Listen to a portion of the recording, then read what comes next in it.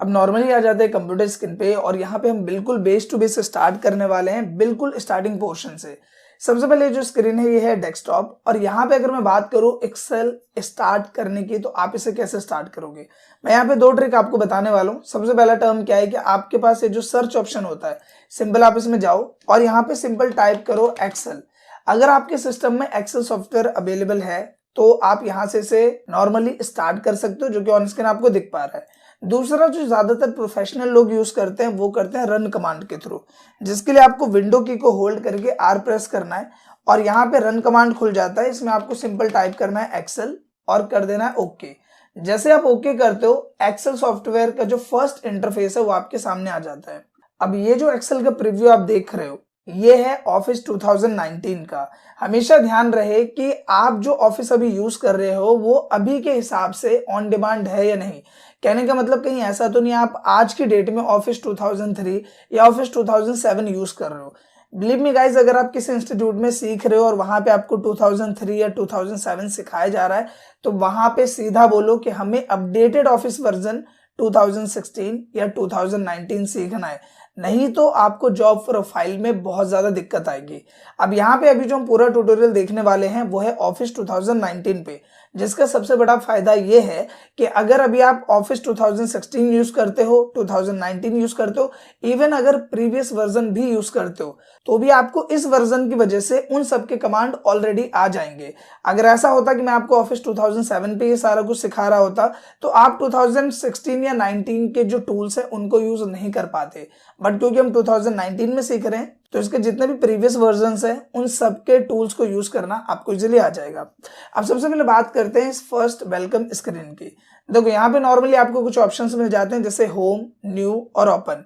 अगर आप नई वर्कशीट लेना चाह रहे हैं तो आप न्यू पे क्लिक करोगे, और कोई पहले से सेव्ड वर्कशीट है तो उसे खोलने के लिए हम ओपन का यूज करते हैं। रिसेंटली जो फाइल्स मैंने खोली हुई थी जिन पे मैं काम कर रहा था उनका एक रिसेंट प्रीव्यू मुझे यहाँ पे नजर आ रहा है।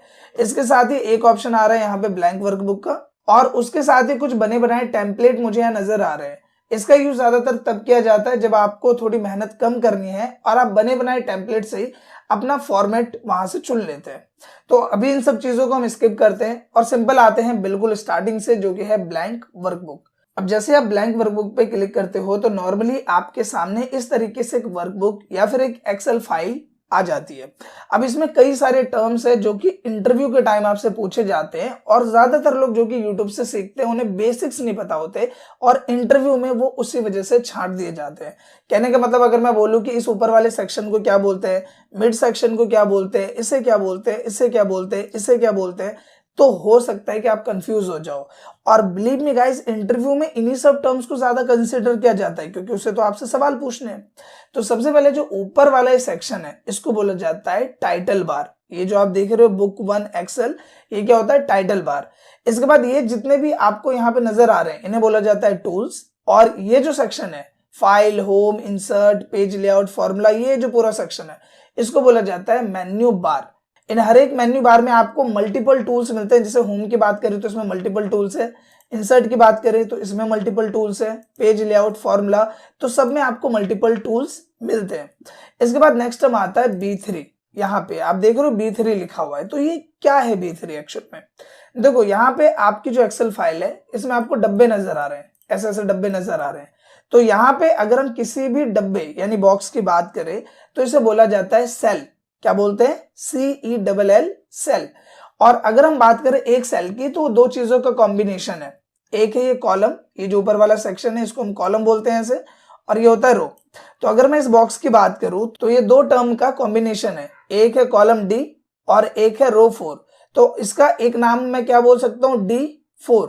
अगर मैंने यहां पे लिखा तो ये दो का कॉम्बिनेशन है B2, देखो कॉलम B और रो 2, तो इसका नाम क्या हो गया, B2। तो ये बेसिकली जो नेम बॉक्स होता है ये बताता है कि अभी आप कौन से सेल पर वर्क कर रहे हो। जैसे मैं अभी यहाँ पे हूं तो इस सेल का नाम क्या है, D3। यहाँ पे हूं तो इस सेल का नाम क्या है, C4। नेक्स्ट हम यहाँ पे आता है फॉर्मूला बार। फॉर्मूला बार दो केसेस में यूज किया जाता है। एक, जब आपको कोई फॉर्मूला इंसर्ट करना हो, नंबर 1।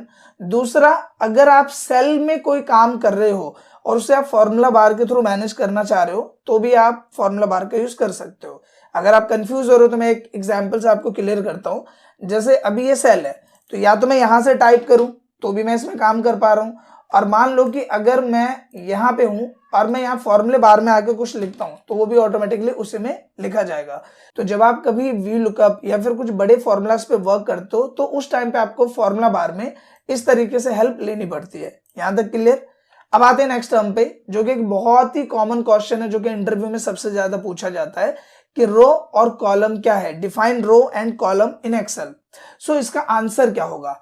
आंसर है a alphabetic bar in Excel sheet is column and a numeric bar in Excel sheet is row. मतलब ये जो आप देख रहे हो ए, ये क्या है? कॉलम है। बी क्या है? कॉलम है। सी क्या है? कॉलम है।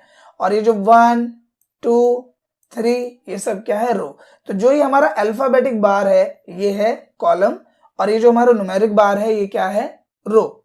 जैसे आप इसका जवाब दोगे आपसे एक और सवाल पूछा जाएगा कि ठीक है आपने बताया रो ये है, कॉलम ये है, अब मुझे ये बताओ कि एक एक्सेल शीट में कितने कॉलम होते हैं और कितने रो होते हैं। अभी स्क्रीन पे आप ध्यान दोगे तो आपको क्या दिखाई देगा कि A B C D E F J तक दिखाई दे रहा है।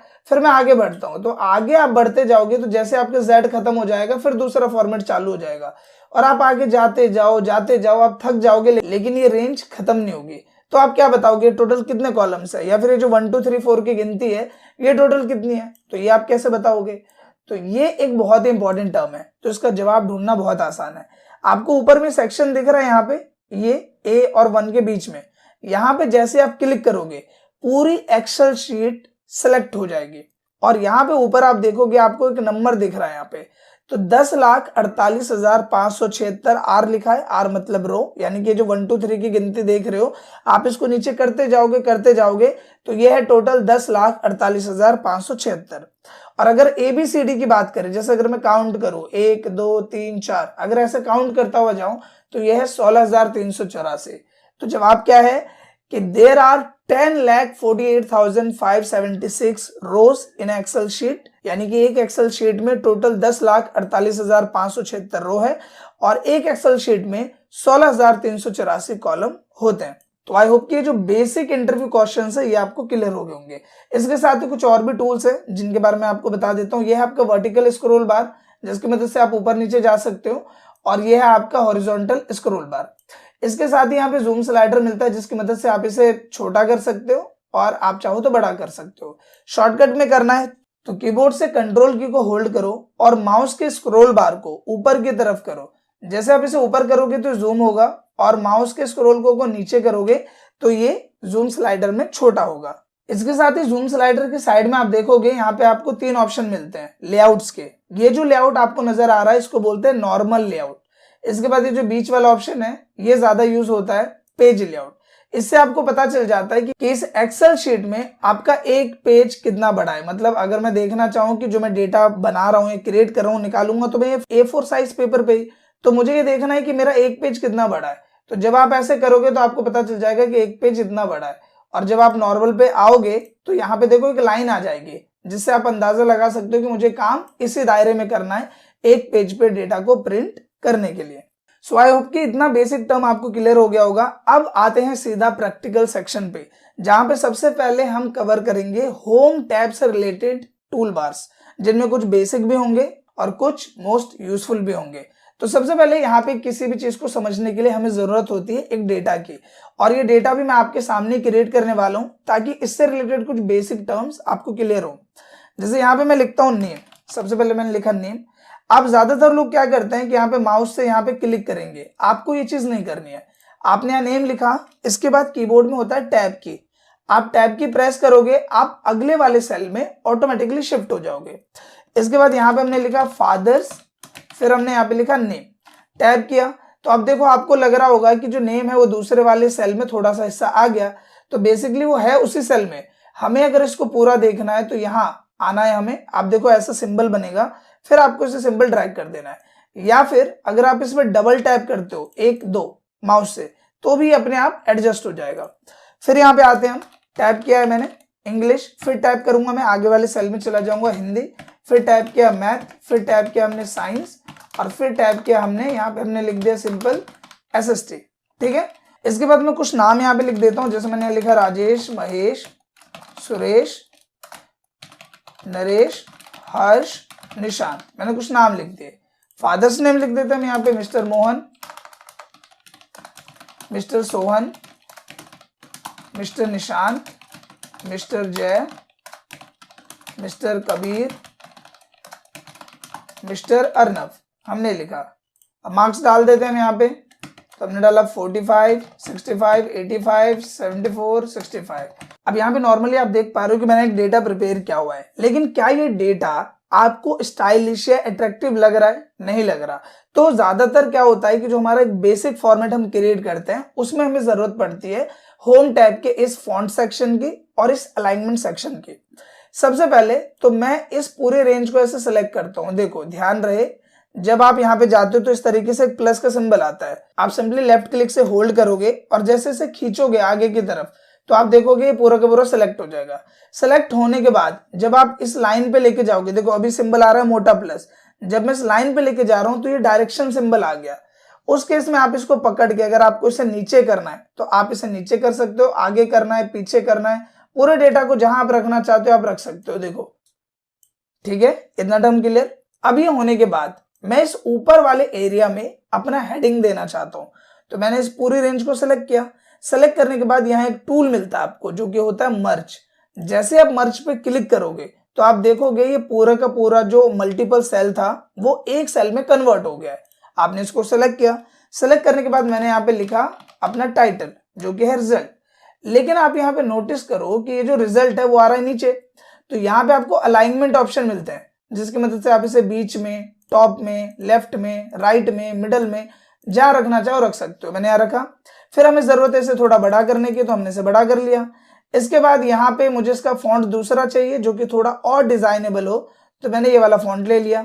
हमने किया इसको बोल्ड, हमने कर दिया इटैलिक। आपको अंडरलाइन देना आप अंडरलाइन दे सकते हो, डबल अंडरलाइन दे सकते हो। फिलहाल ये दोनों चीजें मुझे नहीं चाहिए, मैं इसे हटा देता हूँ। इसके बाद इसे थोड़ा और स्टाइलिश बनाने के लिए हम यहाँ पे इसमें कोई कलर दे देते हैं। और यहाँ पे अगर आपको कोई कलर पसंद नहीं आता तो नीचे देखो मोर कलर का ऑप्शन है, जहां पे कलर का हल्का मोटा हिस्सा जो भी आपको पसंद है आप सेलेक्ट करो और ओके कर दो। हमने कलर अप्लाई किया। अब ग्रीन पे ब्लैक अच्छा नहीं लग रहा तो हम यहाँ पे जाते हैं और हमने कर दिया यहाँ पे व्हाइट कलर इस तरह से। फिर इस वाले एरिया को सिलेक्ट किया।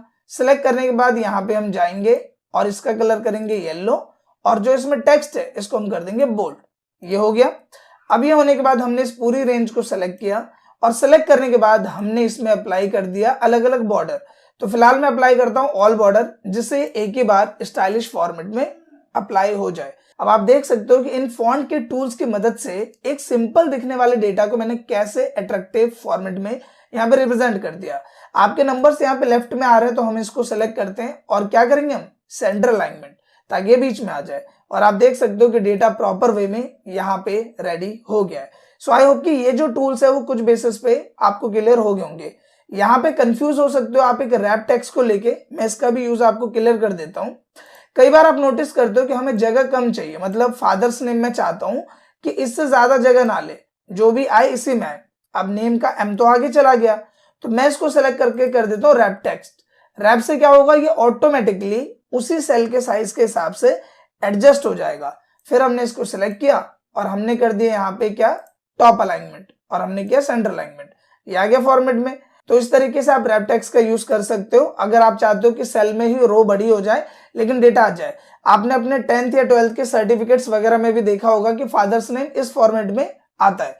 तो इस तरीके से हम इसका यूज करते हैं। सो आई होप कितना टर्म आपको क्लियर हो गया होगा। अब इसके बाद आते हैं नेक्स्ट टर्म पे जो कि है स्टाइल सेक्शन, जिसमें सबसे पहला ऑप्शन मिलता है कंडीशनल फॉर्मेटिंग।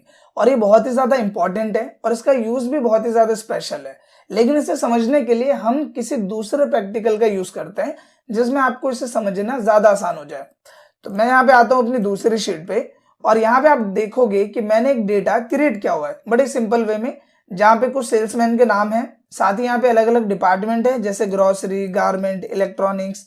तीसरा टर्म है स्टेट, जिसमें अलग अलग स्टेट है, उत्तर प्रदेश, दिल्ली, बिहार, महाराष्ट्र, और उनकी सेल्स है। अब इनमें कई सारे सवाल आ सकते हैं। सबसे पहला सवाल यह आ सकता है कि मुझे सिर्फ उन लोग का डेटा देखना है जिन्होंने 30,000 से ऊपर की सेल की है। तो आप एक एक करके अगर चेक करोगे तो आपका काफी टाइम जाएगा। तो यहाँ पे कंडीशन फॉर्मेटिंग का हम फायदा उठा सकते हैं। आप इसमें जाओ और सबसे पहला ऑप्शन क्या मिलता है आपको, हाईलाइट सेल्स रूल्स। इसमें सबसे पहला ऑप्शन है ग्रेटर देन, हमने इस पे क्लिक किया और मैं यहाँ पे बोलता हूं कि मुझे किसका डेटा देखना है, तो मैंने बोला कि सिर्फ उनका डेटा देखना है जो कि 30,000 से ज्यादा है। पर ये डेटा है किसका, सेल्स का। तो सबसे पहले आप यहाँ पे आओ और सेल्स वाली रेंज को पूरा सेलेक्ट करो। हम यहाँ पे कर लेते हैं इस पूरी रेंज को सेलेक्ट किया मैंने, और सेलेक्ट करेंगे, मैं थोड़ा सा छोटा कर देता हूँ इसे ताकि आपको देखने में आसानी हो। तो ये हमने किया छोटा करने के बाद मैं जाता हूँ कंडीशनल फॉर्मेटिंग में, हाईलाइट सेल्स रूल्स पे क्लिक किया और मैंने बोला ग्रेटर देन, और मैं क्या बोल रहा हूँ इसको कि सिर्फ उन लोग का डेटा देखना है जिन्होंने 30,000 से ज्यादा सेल किए। तो अब आप देखो उनका डेटा यहाँ पे एक कलर के साथ हाईलाइट हो गया है। आप चाहो इसका कलर चेंज करना तो कलर चेंज कर सकते हो यहाँ से। तो यहाँ पे देखो एक है राजेश, महेश, सुरेश, इन्होंने 30,000 से ज्यादा की सेल करी है। मुन्ना, सोनू, मोनू, इन्होंने 30,000 से ज्यादा की सेल करी है। मैं ओके कर देता हूँ फिलहाल। और कोई नहीं है जिसने 30,000 से ज्यादा सेल की है। तो आपने देखा बड़ी आसानी से आप इसमें कंडीशनल फॉर्मेटिंग लगा के डेटा को इस तरीके से चेक कर सकते हो। अब अगर इसको आपको नॉर्मल करना है तो कंडीशनल फॉर्मेटिंग में जाओगे और यहाँ आपको ऑप्शन मिलेगा क्लियर रूल का। आप इसमें जाके clear rule from selected cell या इंटायर शीट, दोनों में से कोई भी क्लिक करोगे तो ये जो क्लियर रूल है वो अप्लाई हो जाएगा। तो फिलहाल हम कर देते हैं सिलेक्टेड सेल, ये यहाँ पे हट गया। अब जैसे आपने देखा कि मुझे ये देखना था कि 30,000 से ज्यादा जिसने सेल करी है उसका डेटा आ जाए, उसी तरीके से मान लो आपसे ये बोला जाए कि भाई मुझे ये बताओ कि वो लोग कौन है जिन्होंने 20,000 से भी कम की सेल करी है, मुझे उन्हें जॉब से निकालना है। तो उसके लिए आप क्या करोगे, आप लेस देन में जाओगे। जाने के बाद यहाँ पे क्या करेंगे हम 20,000। जैसे मैंने 20,000 किया, आप देख रहे हो जिन जिन लोग का डेटा 20,000 से कम है उनका डेटा यहाँ पे हाईलाइट हो गया है। अब अगर इसे भी हमें हटाना है तो हम क्या करेंगे, हम यहाँ पे जाते हैं और कंडीशनल फॉर्मेटिंग में जाके क्लियर रूल किया और clear rule from selected cell हमने इस पे अप्लाई कर दिया। अब आते हैं नेक्स्ट टर्म पे जो कि है बिटवीन और इक्वल टू। बिटवीन का मतलब दो नंबरों के बीच में, मतलब अगर आपको ये देखना है कि 50,000 से 30,000 के बीच में कौन कौन लोग हैं जिन्होंने सेल किया तो आप बिटवीन यूज करोगे। अगर आपको कोई एग्जैक्ट वैल्यू देखना है कि मेरे को सिर्फ ये देखना है कि 50,000 की सेल किसने करी है, तो आप इक्वल टू डालो और उसमें जो भी वैल्यू डालोगे वो यहाँ पे आ जाएगा। तो ये बिटवीन और इक्वल टू ये आपका टास्क है, ये आपको खुद ही करना है। अब आते हैं नेक्स्ट टर्म पे, अ टेक्स्ट दैट कंटेन्स। इसका क्या मतलब है। अब जैसे कि आपने देखा यहाँ पे डिजिट के बिहाफ पे, कि डिजिट के बिहाफ पे आप लुकअप कर रहे हो कि इसमें मुझे देखना है 30,000 से ज्यादा कौन है, 25,000 से कम कौन है। लेकिन अगर टेक्स्ट के बिहाफ पे देखे तो मैं बोलूं कि मुझे सिर्फ उनका डेटा हाईलाइट करना है जो कि ग्रोसरी डिपार्टमेंट है, या सिर्फ उनका डेटा हाईलाइट करना है जो कि दिल्ली डिपार्टमेंट है। तो आप क्या करोगे, पूरी रेंज को किया सेलेक्ट इस तरीके से, और सेलेक्ट करने के बाद यहाँ पे जाओ टेक्स्ट दैट कंटेन पे आप क्लिक कर दो। क्लिक करने के बाद आपको सिंपल यहाँ पे वो वैल्यू लिखना है। जैसे मुझे यहाँ पे लिखना है गारमेंट्स, कि सिर्फ गारमेंट्स का जो वैल्यू है वो हाईलाइट कर दो। तो आप देखोगे गारमेंट्स की वैल्यू यहाँ पे हाईलाइट हो गई है। सो आई होप कि टेक्स्ट दैट कंटेन का भी आप कैसे यूज करोगे वो आपको क्लियर हो गया हो। सो सिंपली हमने क्या किया, यहाँ पे गए और इस तरीके से हमें जो भी वैल्यू को ढूंढना है वो हमने यहाँ पे अप्लाई कर दिया। फिर क्लियर रूल में जाके इसे कर देते हैं। इसके बाद यहाँ पे डेट ऑकरिंग, अगर आपको किसी डेट को ढूंढना है तो सिंपल वो डेट डालो, वो डेट यहाँ पे आ जाएगी। डुप्लीकेट वैल्यू इंपॉर्टेंट है, पूछ लेते हैं कई बार इंटरव्यू में। जैसे मान लो आप जल्दी जल्दी टाइप कर रहे हो और आपने क्या किया कि यही वाला जो डेटा है वो गलती से दोबारा आपने यहाँ पे अप्लाई कर दिया, तो ये तो डेटा है थोड़ा सा, तो इसे पढ़ पढ़ के चेक कर लोगे। लेकिन अगर आप कहीं जॉब करोगे, आपके पास डेटा है 2000 लोग का, 500 लोगों का, तो आपका काम ऐसे बनेगा नहीं। तो आपको क्या करना है कि पूरे डेटा को सिलेक्ट करना है। हमने पूरे डेटा को सिलेक्ट किया, और अगर आपको माउस से सिलेक्ट करने में दिक्कत होती है तो सिंपल ऊपर में सिलेक्ट करो, कंट्रोल शिफ्ट की दोनों को दबा के रखना है, उसके बाद डाउन एरो की दबाना है, नीचे तक डेटा सेलेक्ट होगा, और राइट एरो की करना है, राइट में जहां तक डेटा फैला होगा वो सिलेक्ट हो जाएगा। इसके बाद सिंपल आपको कंडीशनल फॉर्मेटिंग में जाना है, हाईलाइट सेल्स रूल्स में जाके डुप्लीकेट वैल्यूज पे क्लिक कर देना है, और आप देखोगे जितनी भी डुप्लीकेट वैल्यूज हैं वो यहाँ पे सिलेक्ट हो जाएंगे। बट ऐसे में हमारा काम बना नहीं, थोड़ा गड़बड़ हो गया, क्योंकि इसने हर रेंज में जो जो डुप्लीकेट वैल्यू उसको सिलेक्ट किया। तो हम क्या करेंगे, यहाँ पे सिर्फ इस नेम वाली रेंज को सिलेक्ट करेंगे। हम यहाँ पे कंट्रोल शिफ्ट करेंगे और डाउन एरो की किया, नीचे तक डेटा सेलेक्ट, और हम चेक करते हैं कि क्या इसमें कोई डुप्लीकेट वैल्यू है, क्या किसी का नाम 2-2 बार यूज हुआ है। तो हम यहाँ पे देख लेते हैं, डुप्लीकेट वैल्यू पे क्लिक करते हैं ओके। तो यहाँ पे राजेश है, तो राजेश 2 बार यूज हुआ है, एक ये राजेश एक ये राजेश, और इनका डेटा हम चेक कर लेते हैं, तो ये भी सेम है ये भी सेम है, मतलब ये एक डुप्लीकेट वैल्यू है। हर्ष का डेटा चेक करते हैं, तो देखो हर्ष ग्रोसरी महाराष्ट्र 15,000, हर्ष ग्रोसरी पंजाब। अब ये डेटा है महाराष्ट्र का, ये डेटा है पंजाब का, तो ये डुप्लीकेट वैल्यू नहीं है। तो क्योंकि ये डुप्लीकेट वैल्यू है तो हम इसको क्या करेंगे, डिलीट। राइट क्लिक करो आप और यहाँ पे देखो आपको ऑप्शन मिलेगा एक डिलीट का। डिलीट में गए और ये पूरी रो हमको डिलीट करनी है तो हम करेंगे एंटायर रो और हमने क्या, ओके। और राजेश का डेटा यहाँ से हम हटा सकते हैं। तो इस तरीके से आप डुप्लीकेट वैल्यू का यूज कर सकते हो। कंडीशन फॉर्मेटिंग में जाएंगे, क्लियर रूल पे क्लिक करेंगे और clear rules from entire sheet पे क्लिक कर देना है। आपका जो रूल इस पे अप्लाई हुआ है वो हट जाएगा। अब यहाँ पे नेक्स्ट टर्म है टॉप एंड बॉटम्स। अब इसका टर्म क्या है समझ लो। अगर आपको ये देखना है जैसे यहाँ पे 50 लोगों ने सेल करी है तो आपको देखना है टॉप 10 सेल्स कौन सी है, तो टॉप 10 आइटम। अगर परसेंटेज भी यहाँ पे देखना है कि आपने कोई भी परसेंटेज डाल दिया, उस परसेंटेज में टॉप 10 कौन है तो वो हाईलाइट हो जाएगा। इसी तरीके से बॉटम, इसी तरीके से ये। तो ये आप खुद करके देखना। अगर आप कंफ्यूज होते हो तो इससे रिलेटेड पूरा डेडिकेटेड वीडियो चैनल पे अवेलेबल है, तो वैसे आप ये कर लोगे। लेकिन इनकेस आपको दिक्कत हुई तो भी इसका सॉल्यूशन मैंने आपको बता दिया। अब आते हैं नेक्स्ट टर्म पे जो कि है डेटा बार्स। ये इंपॉर्टेंट टर्म है। इसका एग्जांपल मैं आपको पुराने वाले प्रैक्टिकल में ही समझा देता हूँ। जैसे हम यहाँ पे आए, हमने इस रेंज को सिलेक्ट किया, ठीक है। यहाँ पे जाते हैं और मैंने डेटा बार्स में जाके इस पे क्लिक किया। अब देखो हो क्या रहा है, जिसमें ज्यादा नंबर है उसमें देखो हाईलाइटिंग ज्यादा है। जैसे 88 है हर्ष मिस्टर कबीर का, तो हाईलाइटिंग ज्यादा है। और जिसमें कम मार्क्स है उसमें हाईलाइटिंग कम है। तो ये बेसिकली यूज किया जाता है जब आप डेटा प्रिपेयर करते हो कंपनी का और आपको डेटा को ऐसे दिखाना है कि भाई डेटा ये कम है, ये ज्यादा है, इसमें सेल कम हुई है, इसमें ज्यादा है। तो आप इस तरीके से डिजाइन अप्लाई कर देते हो as a part of format. वही सेम चीज इसमें भी है जो कि आप देख पा रहे हो। आइकन सेट्स में आप देख लो कि जिसमें सेल कम है उसमें डाउन एरो है, जिसमें सेल अप है उसमें अप एरो है, जो कि आप देख सकते हो। तो ये सिंपल टर्म था। मेन जो था वो पहला वाला था हाईलाइट सेल्स रूल्स, जिसका सबसे ज्यादा यूज होता है। सो आई होप कि ये टर्म आपको अच्छे से क्लियर हो गया होगा। अब बात करते हैं दूसरे टर्म की जो कि है फॉर्मेट एज टेबल। टेबल एक इंपॉर्टेंट टर्म है। टेबल के थ्रू आप डेटा को इजीली एनालाइज कर सकते हो और उसे एक अच्छे वे में रिप्रेजेंट कर सकते हो। कहने का मतलब जैसे ये हमारा एक डेटा है, हमने इसको सिलेक्ट किया, कंट्रोल शिफ्ट डाउन एरो की करेंगे, नीचे तक डेटा सिलेक्ट, राइट एरो की किया, राइट तक डेटा सिलेक्ट करने के बाद फॉर्मेट एज टेबल पे गए और यहाँ जाने के बाद जो भी आपको फॉर्मेट अच्छा लगता है, देखो मल्टीपल फॉर्मेट है, जो भी अच्छा लग रहा है आप उसको सेलेक्ट करो और कर दो ओके। जैसे आप ओके करोगे आप देखोगे कि उस पर फॉर्मेट अप्लाई हो गया है और टेबल से रिलेटेड जितने भी टूल्स है वो आपको मिल जाएंगे। फिलहाल इस पे जो कलर अप्लाई है मैं उसको नॉर्मल कर देता हूँ। यहाँ पे जाके ये किया तो टेबल से रिलेटेड जो कलर है वो यहाँ पे आ जाएगा। आप देखो अगर मैं इसको चेंज करता हूँ तो मल्टीपल ऑप्शन है मेरे पास, जो भी चाहिए वो ले लेते हैं। फिलहाल इसमें जो यूज होने वाला पोर्शन है मैं वो आपको समझाता हूँ। देखो अभी जैसे यहाँ पे आप देखोगे तो यहाँ पे डेटा है ग्रोसरी का, इलेक्ट्रॉनिक का, गारमेंट्स का, कई सारा डेटा है। तो जब आप इस पे क्लिक करोगे, ये जो ऑप्शन आपको दिख रहा है, क्लिक किया, इसमें आपको तीनों डिपार्टमेंट्स का ऑप्शन मिलता है, इलेक्ट्रॉनिक, गारमेंट, ग्रोसरी।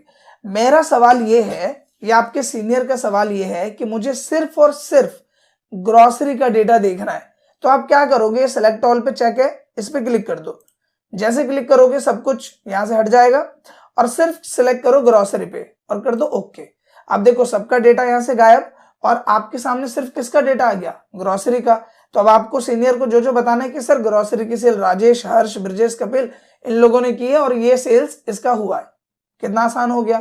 और यहाँ पे हमें एक सिंबल दिख रहा है जिससे हमें पता चल रहा है कि फिल्टर हमने किस पे अप्लाई किया, डिपार्टमेंट पे। आप इस पे जाओ और जाने के बाद क्लियर फिल्टर पे क्लिक कर दो, ये पहले की तरह नॉर्मल हो जाएगा। सेम इसी तरीके से आपको स्टेट के बिहाफ पे देखना, आप इस पे गए और यहाँ जाने के बाद आपने सिंपल क्या किया, इस सिलेक्ट ऑल पे क्लिक और फिर यहाँ पे मैंने सेलेक्ट किया बिहार और किया ओके। तो सिर्फ और सिर्फ बिहार का डेटा यहाँ पे आ गया। फॉर्मेटिंग हटानी है, यहाँ पे जाएंगे, क्लियर फिल्टर करके हमने ओके कर दिया। इसके अलावा इसका एक और फायदा है। फायदा क्या है, जैसे सेल्स है तो सेल्स कहीं 50,000 कहीं 40,000। मान लो आपका ऑफिसर या सीनियर आपसे ये बोलता है कि भाई ऐसा करो कि सेल मुझे दिखाओ असेंडिंग ऑर्डर में, कि जिसकी सेल कम है उसका पहले आ जाए, फिर उससे ज्यादा, फिर उससे ज्यादा, फिर उससे ज्यादा। या फिर डिक्रीजिंग फॉर्मेट में दिखा दो कि जो उसने सबसे ज्यादा सेल किया वो टॉप में, उससे कम वो नीचे, फिर उससे कम वो नीचे, फिर उससे कम वो नीचे। मैं इसमें जाता हूं, यहाँ पे देखो smallest to largest, largest to smallest. Largest to smallest करोगे तो जिन जिन लोगों ने सेल ज्यादा करी वो टॉप पे आ जाएंगे, फिर उससे नीचे, फिर उससे नीचे, फिर उससे नीचे, जो कि ऑन स्क्रीन आप देख पा रहे हो। अगर आपको उसको पहले के जैसा नॉर्मल करना है तो आपको क्या करना है, आपको सिंपल आना है टेबल डिजाइन में। यहाँ एक ऑप्शन मिलेगा आपको कन्वर्ट टू रेंज, आप इस पे क्लिक करो और कर दो यस। जैसे आप करोगे पहले की तरह नॉर्मल हो जाएगा। डेटा को आपको पूरा सेलेक्ट करना है इस तरीके से, और यहाँ पे सेल स्टाइल में जाके आपको सिंपल नॉर्मल पे क्लिक कर देना है, पहले की तरह नॉर्मल हो जाएगा। या फिर अगर कोई डिजाइन आप अप्लाई करना चाहते हो तो वो आप यहाँ से अप्लाई कर सकते हो। अब यहाँ पे जैसे स्टाइल खत्म हुआ होगा, आप सबके दिमाग में आ रहा होगा अब हम करेंगे सेल टर्म। तो इसमें जो यूजेबल टर्म है, क्योंकि देखो एक्सेल में बहुत सारे टूल्स है, इतने टूल्स है कि 15-20 घंटे की भी वीडियो बना दी जाए तब भी उसका कोई ना कोई टूल छूटेगा ही। तो हमारी जो इस वीडियो में जो ट्यूटोरियल है वो सभी ट्यूटोरियल्स होने वाले जिनकी आपको जरूरत पड़ने वाली है और जिनका आप ऑफिस में यूज देखोगे, ठीक है। तो अगर हम बात करें फॉर्मेट में भी तो बहुत सारे ऑप्शंस है, तो हम सबको नहीं करने वाले, हम उनको करने वाले जिनकी हमें जरूरत पड़ने वाली है। तो यहाँ पे सबसे पहले बात करते हैं इंसर्ट और डिलीट की। इसका क्या यूज है वो मेनली समझते हैं। आपने यहाँ पे 4 कॉलम क्रिएट किया हुआ है, एक है सेल्समैन का, एक है डिपार्टमेंट का, एक है स्टेट का और एक है सेल्स का। अब आपसे ये बोला जाता है कि भाई ये जो सेल्समैन है इनकी एज वाला कॉलम तो तुमने बनाया नहीं, तो अब आप क्या करोगे, आप ये सोचोगे कि मैं यहाँ पे डालू कैसे, यहाँ पे तो जगह है नहीं। तो आप यहाँ पे आते हो, राइट क्लिक करते हो और आपको ऑप्शन मिल जाता है इंसर्ट का। ये इंसर्ट और ये इंसर्ट एक ही है, अलग अलग नहीं है। तो आप इस इंसर्ट पे क्लिक करोगे। क्लिक करने के बाद ये आपसे पूछेगा कि आप क्या इंसर्ट करना चाह रहे हो, आप रो इंसर्ट करना चाह रहे हो, कॉलम इंसर्ट करना चाह रहे हो क्या। तो हमने बोला हमें पूरी एक नई कॉलम चाहिए, तो हम करेंगे ओके एंटायर कॉलम पे। जैसे आप करोगे आप देखोगे कि ये जो डिजाइन इस पे अप्लाई किया हुआ है उसी डिजाइन के साथ आपको एक नई कॉलम यहाँ पे मिल जाती है। और अब आपको सेक्शन बनाना है एज का, तो वो एज का सेक्शन आप यहाँ से बड़ी आसानी से बना सकते हो। सेम इसी तरीके से अगर आपको रो इंसर्ट करनी है राजेश और मुन्ना के बीच में, तो राइट क्लिक करो और इंसर्ट में जाके आप यहाँ पे एंटायर रो पे क्लिक करके कर दो ओके। आपको देखो यहाँ पे एक एक्स्ट्रा रो मिल जाएगी। तो ज्यादातर जब आप डेटा क्रिएट करते हो और वो डेटा क्रिएट करते के टाइम अगर आप भूल जाते हो कि मुझे ये वाला कॉलम इंसर्ट करना था या ये वाला रो इंसर्ट करना था, तो उस केस में आप इंसर्ट और डिलीट का फायदा उठा सकते हो। फिलहाल अगर मुझे अभी इसको डिलीट करना है, क्योंकि अभी तो मुझे इस कॉलम की जरूरत है नहीं, ना ही इस रो की जरूरत है, तो जिस तरीके से आपने इंसर्ट किया उसी तरीके से आप इसे डिलीट करोगे। राइट क्लिक किया यहाँ पे और हम गए डिलीट। इंसर्ट के नीचे क्या है डिलीट, हमने क्या क्लिक करने के बाद यहाँ पे देखो क्या बोल रहा है कि आप किसको डिलीट करना चाहते हो। यहाँ पे रो भी है कॉलम भी है, किसको डिलीट करना है, हमने बोला कॉलम को, किया ओके, तो कॉलम डिलीट। सेम इसी तरीके से मुझे इस रो को डिलीट करना है, तो मैंने क्या एंटायर रो और कर दिया ओके, और ये जो रो है वो यहाँ पे डिलीट हो जाती है। सो आई होप कि इंसर्ट और डिलीट वाला जो सेक्शन है वो आपको क्लियर हो गया होगा। शॉर्ट एंड फिल्टर की भी बात करें तो अभी जो मैंने आपको टेबल में फिल्टरेशन समझाया वही सेम टर्म होता है शॉर्ट एंड फिल्टर, और इसका यूज टेबल के टाइम में ही ज्यादातर किया जाता है, इसीलिए मैंने आपको टेबल के साथ इसका यूज समझाया। सो आई होप कि ये पोर्शन आपको अच्छे से क्लियर हो गया होगा। दूसरा यहाँ पे मैंने एक सेक्शन को छोड़ा है, बेसिकली छोड़ा तो मैंने इसको भी है नंबर सेक्शन को, लेकिन इसका प्रैक्टिकल अभी मैं आपको आगे समझाऊंगा कुछ एग्जांपल्स के साथ में। तो सबसे पहले यहाँ पे हम बात कर लेते हैं क्लिप बोर्ड में आपको ऑप्शन मिल जाता है cut copy paste format printer का। इसका यूज समझ लेते हैं। सबसे पहले तो मैं क्या करता हूं कि इस पूरे को सेलेक्ट करके यहाँ पे मैंने कर दिया इसको नॉर्मल। इसमें देखो कोई भी फॉर्मेट अभी अप्लाई नहीं है। अब मान लो कि मैं यहाँ पे कलर अप्लाई करता हूँ, जैसे मैंने इसको सेलेक्ट किया, सेलेक्ट करने के बाद मैं इसका फॉन्ट चेंज करूंगा। सबसे पहले यहाँ पे आता हूँ, ये वाला फॉन्ट अप्लाई किया मैंने, फिर इसका साइज थोड़ा सा बड़ा कर दिया और बोल्ड कर दिया इसको, और कलर ये कर दिया। और इसके बाद अब नीचे वाले सेक्शन में आते हैं और मुझे सेम जो चीजें मैंने इसमें अप्लाई की, जैसे बोल्ड किया मैंने, फॉन्ट चेंज किया, वही मुझे इसमें भी चाहिए। तो मैं क्या करूंगा, इसको सिलेक्ट करूंगा, फॉरवर्ड पेंटर पे क्लिक करूंगा और यहाँ पे देखो ब्रश आ गया। आपको इसे लेफ्ट क्लिक से होल्ड करके ड्रैग करना है। आप देखोगे वही फॉर्मेट इस पे भी अप्लाई हो गया है। कलर मुझे दूसरा चाहिए तो कलर मैं यहाँ पे चेंज कर देता हूँ, ये ले लेता हूँ सपोज, या फिर कोई और कलर ले लेते हैं, ये ले लिया और सेम फॉर्मेट पेंटर करेंगे। और ये करने के बाद आपको इस पूरी रेंज पे इस तरीके से अप्लाई कर देना है, देखो, और आपका जो मेहनत है वो यहाँ पे बच जाती है। अगर मान लो आप किसी एक पे अप्लाई करते हो, हमने उसको सेलेक्ट किया, हमने क्या बोल्ड हटा दिया और यही फॉर्मेट मुझे सब पे अप्लाई करना है, तो फॉर्मेट पेंटर किया, उस फॉर्मेट पेंटर को उठाया और फिर इसने पूरे पे रेंज पे वो जो डेटा है वो यहाँ पे अप्लाई कर दिया। तो इस तरीके से आप फॉर्मेट पेंटर का यूज कर सकते हो। एंड आई होप कि कट कॉपी पेस्ट का यूज तो आपको अच्छे से आता होगा, फिर भी मैं एक बार बता देता हूँ। अगर मुझे यही डेटा एक बार और चाहिए प्रैक्टिस करने के लिए, तो मैं क्या करूंगा, कंट्रोल शिफ्ट होल्ड किया, डाउन एरो की किया, नीचे तक डेटा सेलेक्ट, राइट एरो की किया, राइट तक डेटा सेलेक्ट, कॉपी किया, नई शीट पे डेटा चाहिए तो यहाँ पे देखो नई शीट लेने के लिए आपको ऑप्शन मिलता है। हम इस पे क्लिक करते हैं, एक बिल्कुल फ्रेश शीट आ जाएगी। यहाँ पे सिंपल आपको पेस्ट कर देना है, वो डेटा यहाँ पे आ जाएगा जो कि ऑन स्क्रीन आप देख पा रहे हो। इसके अलावा अगर मुझे इस डेटा को उठा के यहाँ पे रखना है तो आप इसको कट कर दो यहाँ से यहाँ पे आके पेस्ट कर दो तो वो डेटा वहां से हटके वहां आ जाएगा। यहां से हटाना है, कट किया, यहाँ पे लाना है, पेस्ट कर दिया और ये डेटा यहाँ पे आ जाएगा। सो होम टैब से रिलेटेड जितने भी इंपॉर्टेंट टूल बार्स थे वो हमारे यहाँ पे फिनिश हो चुके हैं। और अब जो सेक्शन हम कवर अप करने वाले हैं वो है इंसर्ट। और इंसर्ट में जो हम सबसे पहले शुरुआत करेंगे वो है पाइवट टेबल से। गाइस, इंटरव्यू में सबसे ज्यादा कंसीडर किया जाता है पाइवट टेबल, क्योंकि अगर आपके पास एक लॉन्ग रेंज ऑफ डेटा है और उस डेटा को आपको समराइज करना है बड़े आसान तरीके से, तो पाइवट टेबल से बेस्ट ऑप्शन कुछ और नहीं हो सकता। तो पाइवट टेबल हम यहाँ पे शुरुआत करेंगे। टेबल तो आई होप कि आप समझ ही गए, टेबल अभी हमने लिया था, तो टेबल और ये टेबल सेम ही है, कुछ ज्यादा फर्क नहीं है। तो यहाँ पे शुरुआत करते हैं पाइवट टेबल से, फिर आगे के ऑप्शंस पे मूव ऑन करेंगे। अब देखो, पाइवट टेबल इतना ज्यादा पॉपुलर या फिर इसका यूज इतना क्यों पड़ता है, पहले इस टर्म को हम अच्छे से समझ लेते हैं। नॉर्मली आप स्क्रीन पे देखो, यहाँ पे आपको डेटा नजर आ रहा है जिसमें एम्प्लॉय की ID, date, salesman, product, quantity, department, state, sales, काफी कुछ है। अब जब भी बात आती है इतने बड़े डेटा की, तो इस बड़े डेटा में काफी सारे पॉइंट्स आते हैं। जैसे मान लो आपका सीनियर आया, उसने बोला कि मुझे इतना सब कुछ नहीं चाहिए, मुझे सिर्फ एम्प्लॉय की आईडी, डिपार्टमेंट और उसने कितनी सेल्स की है, बस मुझे ये ही चाहिए। तो अब इतने बड़े डेटा में आप कैसे समराइज करोगे? या फिर इसके अदर में भी कुछ ऑप्शन हो सकते हैं। डेटा ये आपका वर्टिकल फॉर्म में है, आप डेटा हॉरिजॉन्टल फॉर्म में रिप्रेजेंट करना चाह रहे हो, तो ऐसे कई सारी चीजें हैं। स्पेशली जब डेटा आपके पास बड़ा है और उस डेटा को आपको समराइज करना है अलग अलग बेसिस पे, तो पाइवट टेबल का यूज किया जाता है। अब यहाँ पे पाइवट टेबल अप्लाई कैसे होता है? सबसे पहले तो आपको पूरे डेटा को सिलेक्ट करना होगा।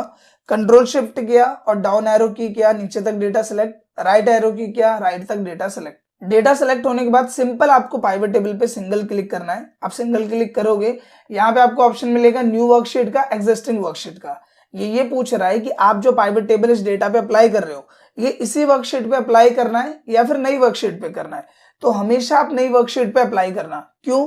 क्योंकि ये डेटा आपका बैकअप है और नई वर्कशीट पे आप अप्लाई करोगे तो उसे अप्लाई करना भी आसान होता है और समझना भी आसान होता है। तो हम नई वर्कशीट पे क्लिक करके हम कर देंगे ओके। जैसे मैं ओके करूंगा, यहाँ पे ब्लैंक इस तरीके से शीट आ जाएगी। पाइवट टेबल का थोड़ा सा डेमो आएगा और एक आता है पाइवट टेबल फील्ड, कुछ इस तरीके से।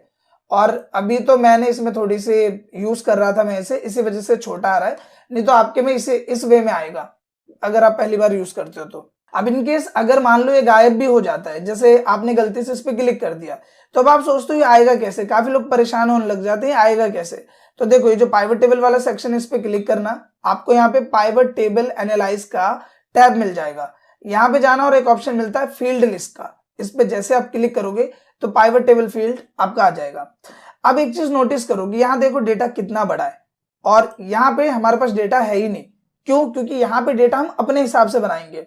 जैसे मान लो कि मुझे क्या क्या चाहिए, मेरा जो सीनियर है या सुपरवाइजर वो आता है मेरे पास और बोलता है कि भाई मुझे सिर्फ कुछ लिमिटेड चीजें ही चाहिए। तो सबसे पहले क्या चाहिए, तो मैं यहाँ पे करता हूँ एम्प्लॉय आईडी, जिसको मैं उठा के ले लेता हूँ यहाँ पे रोज में। तो मैंने एम्प्लॉय आईडी को लिया, रोज में देखो डेटा आ गया, ऐसे आ गया। इसके बाद उसने क्या क्या प्रोडक्ट सेल किया है, तो प्रोडक्ट सेल करने के बाद मैं ये प्रोडक्ट लेता हूँ और इसको भी ले लेता हूँ रो में।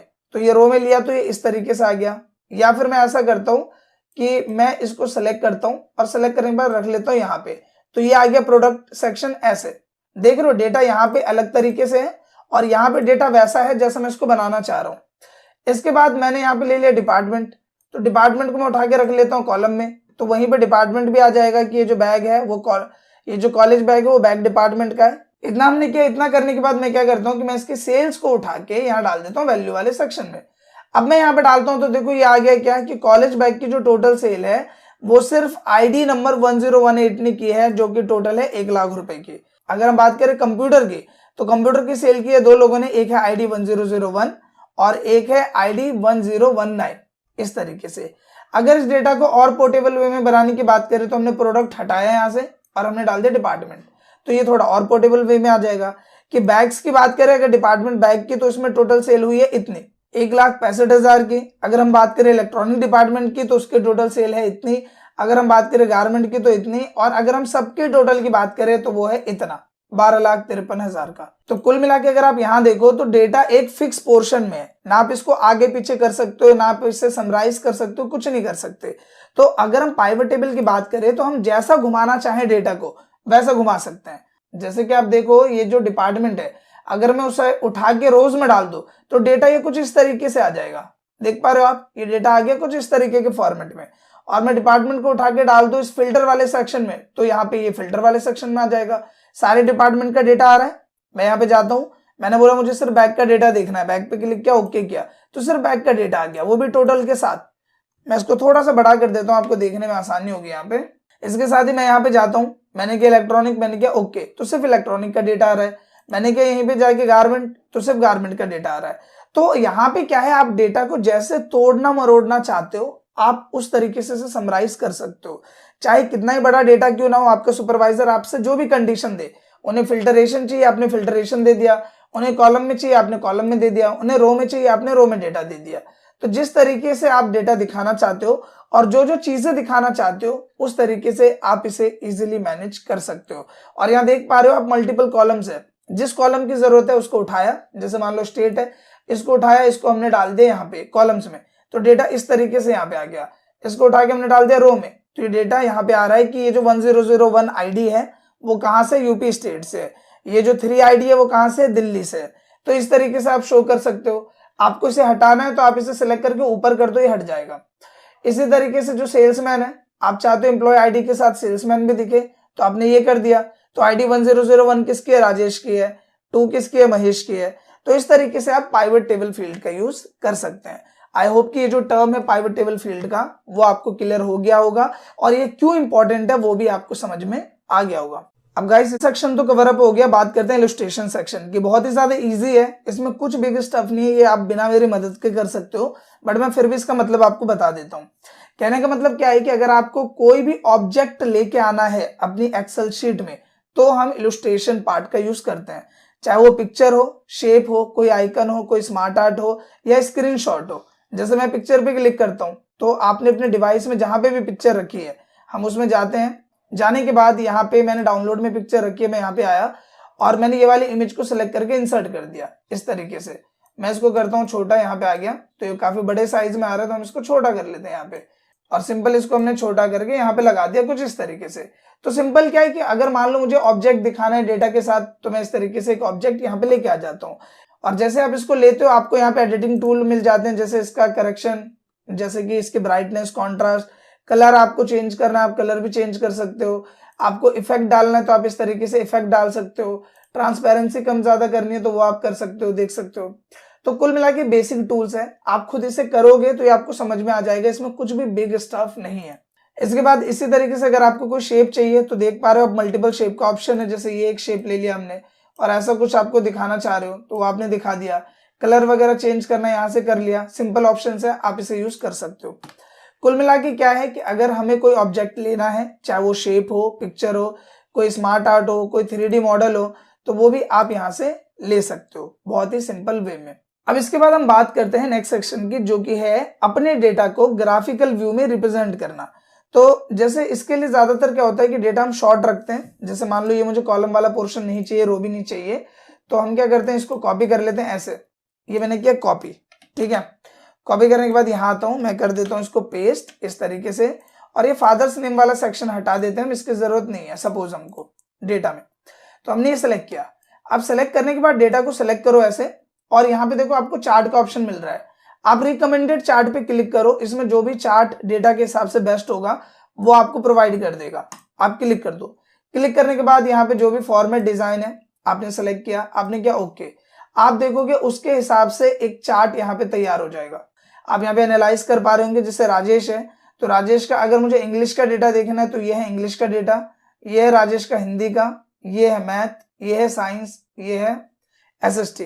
तो इस तरीके से यहाँ पे डेटा मुझे शो हो रहा है। अब एसएसटी भी ब्लू है और यहाँ पे इंग्लिश भी ब्लू है, तो आप एसएसटी को सिलेक्ट करो, यहाँ पे जाओ फॉर्मेट में और इसका कलर आप चेंज कर दो। सपोज हमने यहाँ पे ले लिया इसका कलर रेड, आपको इसका कलर चेंज करना, आपने इसका सिलेक्ट किया और आपने इसका कर दिया ग्रीन। इस तरीके से आपने इसको सिलेक्ट किया, इसका कलर आपको डार्क ब्लैक चाहिए, आपने कर दिया डार्क ब्लैक। तो कुल मिला के अगर आपको ऐसी जरूरत पड़ती है कि डेटा को आपको ग्राफिकल व्यू में रिप्रेजेंट करना है तो आप इस वे में इसे रिप्रेजेंट कर सकते हो चार्ट की मदद से। अब गाइस बात करते हैं नेक्स्ट टर्म की, जो कि है प्रिंट सेक्शन। और प्रिंट सेक्शन बहुत ही ज्यादा इंपॉर्टेंट है। क्यों इंपॉर्टेंट है? क्योंकि एक्सेल में जो भी डेटा आप प्रिपेयर कर रहे हो उस डेटा को आप प्रिंट करके हार्ड कॉपी में अपने क्लाइंट या फिर जो भी सीनियर सुपरवाइजर जो भी है उनको आपको देना पड़ेगा। और एक्सेल की शीट इतनी ज़्यादा बड़ी है जिसमें डेटा तो हम बना लेते हैं और बनाने के बाद जब हम प्रिंट करते हैं तो उसका प्रिंट प्रॉपर वे में आता ही नहीं है और उसके बाद काफ़ी ज़्यादा दिक्कत होती है। एग्जाम्पल के लिए मैं आपको डेमो शो करता हूँ। अभी आप देख पा रहे होंगे कि मेरा डेटा यहाँ पे कहाँ से कहाँ तक है, एम्प्लॉय आईडी से लेके स्टेट सेल्स तक डेटा है। लेकिन अगर मैं इसको प्रिंट करूँ, मैं फाइल में जाता हूँ और मैं सिंपली इसको यहाँ प्रिंट पे क्लिक करता हूँ। आप यहाँ पे नोटिस करो कि डेटा कहाँ तक आ रहा है, सिर्फ डिपार्टमेंट तक आ रहा है और उसके बाद का जो डेटा आ रहा है वो आ रहा है दूसरे पेज पे। तो कहीं ना कहीं अभी ये प्रॉपर तो प्रिंट नहीं हो पा रहा। तो यही एक दिक्कत है जो प्रिंट करते टाइम एक्सेल यूजर्स को बहुत ज्यादा आती है। अब इनमें क्या क्या चीजें हैं उन चीजों को समझते हैं। सबसे पहला टर्म, ये जो पेज सेटअप आप देख रहे हो ये बहुत ही ज्यादा इंपॉर्टेंट है प्रिंट सेक्शन से रिलेटेड। और दूसरा टर्म होता है ये स्केल टू फिट। तो मैं इन सभी चीजों को आपको स्टेप बाय स्टेप समझाता हूँ। सबसे पहले यहाँ पे बात करते हैं मार्जिन की। अभी आप नोटिस करो कि यहाँ पे अगर मैं इसको ले लेता हूँ नॉर्मल लेआउट में, पेज लेआउट में मैंने लिया, तो पेज लेआउट में लेने के बाद ये है आपका पेज। और अगर आप इसके मार्जिन को नोटिस करो तो ये इतनी जगह इस पेज में छूटी हुई है। इतनी जगह क्या है, इस पेज में छूटी हुई है। तो मार्जिन में जाएंगे और यहाँ जाने के बाद एक ऑप्शन है नैरो। मैं जैसे इस पे क्लिक करूंगा तो देखो अब इसमें मार्जिन पहले के मुकाबले कम हो गई और क्योंकि ये कम हो गई तो स्टेट वाला वहां से हटके यहाँ पे आ गया। इसके बाद अगर मान लो कि सिर्फ इतनी सी जगह ही रह रही है, मतलब आपको ऐसा लग रहा है सिर्फ एक कॉलम की बात है और यहाँ पे आपने जरूरत से ज्यादा स्पेस दिया हुआ है, जैसे सेल्समैन में स्पेस इसमें एक्स्ट्रा है, तो मैं यहाँ डबल टैप करूंगा तो ये कम हो गया, स्पेस इसमें कम हुआ तो ये ऑटोमेटिकली कहाँ आ गया, यहाँ पे आ गया। और अब अगर मैं इसको प्रिंट करने की कोशिश करूं, जैसे मैं यहाँ पे आता हूँ प्रिंट करता हूँ, तो आप देखो कि पूरा डेटा अब यहाँ पे प्रिंट हो रहा है। ये हुआ पहला पोर्शन। दूसरा, इसको पहले जैसा हम नॉर्मल करते हैं, कंट्रोल Z करते हैं यहाँ पे, तो अभी हमने इसको पहले जैसा नॉर्मल किया। मैं दोबारा लेके आता हूँ आपको नॉर्मल लेआउट पे। अब यहाँ पे दो चीजें होती है, अगर आप पेज को नोटिस करो तो ये जो पेज का फॉर्मेट है यह है पोर्ट्रेट। कैसा फॉर्मेट है, पोर्ट्रेट। और यहाँ पे ओरिएंटेशन में पेज दो तरीके से होता है। ये जो अभी आपको खड़ा पेज दिख रहा है ये है पोर्ट्रेट, और इसी पेज को अगर हम टर्न कर दे तो ये बन जाता है लैंडस्केप, जो कि ड्राइंग शीट वगैरह जो पेज आप देखते हो उसको हम बोलते हैं लैंडस्केप। तो जैसे मैं लैंडस्केप करूंगा आप देखो कि आपके पेज का जो डिजाइन है वो यहाँ पे चेंज हो गया है। पहले लंबे फॉर्मेट में आ रहा था और अभी ये यहाँ पे वाइडर फॉर्मेट में आ रहा है। तो यही होता है ओरिएंटेशन। तो अब आप देखो जैसे इसकी विड्थ बढ़ गई तो ऑटोमेटिकली जो डेटा आ रहा था दूसरे पेज में वो शिफ्ट ऑन होके आ गया पहले पेज में, और हमें यहाँ पे किसी चीज को छोटा भी नहीं करना पड़ा। अगर मैं आपको शो करूं तो आप देखो यहाँ पे पहले हमने डेट को छोटा किया था, मार्जिन को कम किया था, तो अभी हमें किसी चीज को कम नहीं करना पड़ा। हमने क्या करा, पेज को हमने घुमा दिया, क्योंकि जो हमारा डेटा है वो वाइडर फॉर्मेट में ज्यादा है और लेंथ फॉर्मेट में कम है, तो वो डेटा इस हिसाब से हम प्रिंट आउट निकाल सकते हैं। तो ये टर्म भी आपको क्लियर हो गया होगा। इसके बाद तीसरा टर्म होता है साइज। अब ये भी इंपॉर्टेंट है। सबसे पहले तो इसको पोर्ट्रेट कर देते हैं पहले के जैसा। कई बार जब आप प्रिंट कर रहे हो तो आपको ध्यान रखना है कि आप जो पेज का साइज है वो जो सही ले रखा है या नहीं। नॉर्मल जो हम प्रिंट आउट निकालते हैं वो होता है A4 साइज पेपर, ये वाला, और बाय डिफॉल्ट जो एक्सेल में सेलेक्ट होता है वो होता है लेटर साइज। तो आपको हमेशा ध्यान रखना है कि आपको सेलेक्ट कौन सा करना है, A4 साइज। तो A4 साइज आप सेलेक्ट करोगे तो उसके हिसाब से प्रॉपर डेमोन्स्ट्रेशन में पेज आपका निकलेगा और आपका डेटा भी प्रॉपर वे में आएगा। इसके बाद यहाँ पे आ जाते हैं नेक्स्ट टर्म पे, जो कि है स्केल टू फिट। अभी आप देख पा रहे हो कि जो डेटा है वो आपका थोड़ा सा आगे यहाँ पे निकल गया है। आप चाह रहे हो कि आपको डेटा निकालना है पूरे पेज में, लेकिन जो इसकी विड्थ बड़ी है, मतलब विड्थ अगर आप देखो डेटा ये विड्थ है, तो इस विड्थ के बिहाफ पे सिर्फ डेटा आ रहा है इतना, और इतना डेटा एक्स्ट्रा है। तो मैं चाह रहा हूं कि पूरा प्रिंट आउट एक ही पेज पे निकले, लेकिन उसकी विड्थ जो है वो अपने हिसाब से मैनेज हो जाए। तो यहाँ ऑटोमेटिक विड्थ है, इसको कर दो एक पेज के बिहाफ पे। जैसे ही आप इसे एक पेज के बिहाफ पे करोगे तो ये क्या हो जाएगा, श्रिंक हो जाएगा। श्रिंक मतलब होता है सिकुड़ना। तो ये सिकुड़ जाएगा, जिसकी वजह से क्या होगा कि जब आप इसका प्रिंट निकालोगे तो इसका जो प्रिंट है वो थोड़ा छोटे व्यू के साथ निकलेगा। अभी आप नोटिस कर पा रहे होगे कि पहले जो साइज आ रहा था वो थोड़ा बड़ा था और अभी जो साइज है वो आ रहा है पहले से छोटा। अभी आप इसको देख लो, मैं यहाँ पे पहले की तरह इसको ऑटोमेटिक करता हूँ।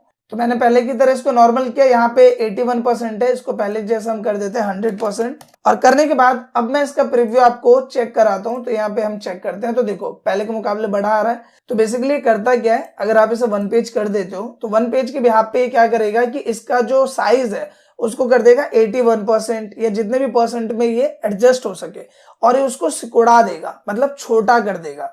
तो ये होता है स्केल टू फिट। इसी तरीके से अगर हाइट ज्यादा है और आप उसे एक ही पेज में निकालना चाहते हो तो आप इसे 1 पेज कर दोगे, 2 पेज में डेटा को निकालना है तो आप 2 पेज कर दोगे, 3 पेज में डेटा को निकालना है तो 3 पेज कर दोगे। सो आई होप कि ये वाला पोर्शन भी आपको क्लियर हो गया होगा। अब आते हैं पेज लेआउट के नेक्स्ट एंड लास्ट टर्म पे, जो कि है print titles. And I am sure कि इसकी जरूरत भी आपको 101% पड़ेगी ही पड़ेगी अगर आप एक large number of data print कर रहे हो। और वो कैसे, वो आप अभी समझ जाओगे। सबसे पहले आते हैं हम नॉर्मल लेआउट में। ये आ गए हम नॉर्मल लेआउट में, इसको हम पहले की तरह ऑटोमेटिक कर देते हैं, यहाँ पे भी। करने के बाद मार्जिन में जाएंगे, हमने क्या नॉर्मल, और यहाँ पे इन सबको मैं नॉर्मल कर देता हूँ पहले के जैसा, ये मैंने कर दिया, ठीक है। अब यहाँ पे टर्म क्या है, सबसे पहले मुझे डेटा ज्यादा चाहिए होगा तो मैं इसको कॉपी करता हूँ, यहाँ पे आके मैंने किया पेस्ट, फिर मैं यहाँ पे भी आता हूँ, मैंने किया पेस्ट, फिर यहाँ पे आता हूँ नीचे, मैंने किया पेस्ट, फिर 1-2 बार और पेस्ट कर देंगे हम, ताकि हमारे पास एक लार्ज नंबर ऑफ डेटा आ जाए। डेटा थोड़ा सा अलग लगे इसके लिए हम यहाँ पे आते हैं, इस पर डबल टैप करेंगे तो ऑटोमेटिकली रेंज अप्लाई हो जाएगी। फिर हमने इसको सेलेक्ट किया, डबल टैप किया, ये रेंज अप्लाई हो जाएगी आगे। मतलब जैसे यहाँ पे 20 तक आ रहा था तो ये अपने आप नीचे तक फैल जाएगा और ये भी आगे तक बढ़ जाएगा। अब एक बार मैं इसका प्रीव्यू चेक करता हूँ प्रिंट के टाइम पे, तो यहाँ पे देखो, इसको थोड़ा सा छोटा करते हैं, सिंपल। तो आप यहाँ नोटिस करो, यहाँ रहा 1049 तक का डेटा, ठीक है, और टोटल डेटा है 3 पेज का।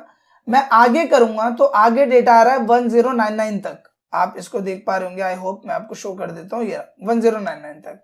लेकिन इन दोनों डेटा में कुछ फर्क नजर आया आपको? अगर मैं यहाँ पे बात करूं, क्योंकि प्रिंट निकालोगे, ये अलग पेज पे निकलेगा, ये अलग पेज पे निकलेगा और ये अलग पेज पे निकलेगा।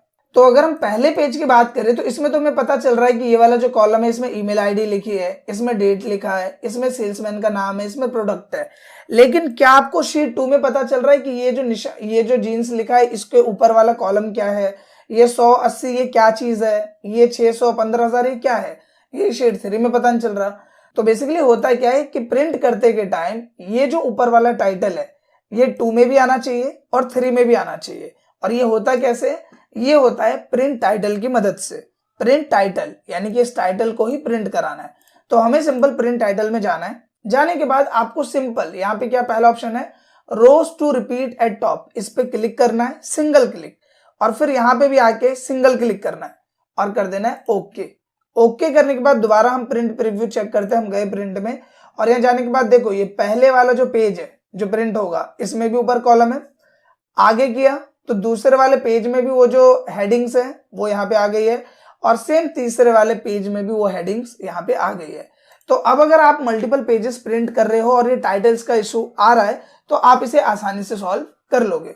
अब गाइस अभी तक हम 60% ऑफ ट्यूटोरियल कंप्लीट कर चुके हैं। अब यहाँ पे आते हैं नेक्स्ट टर्म पे।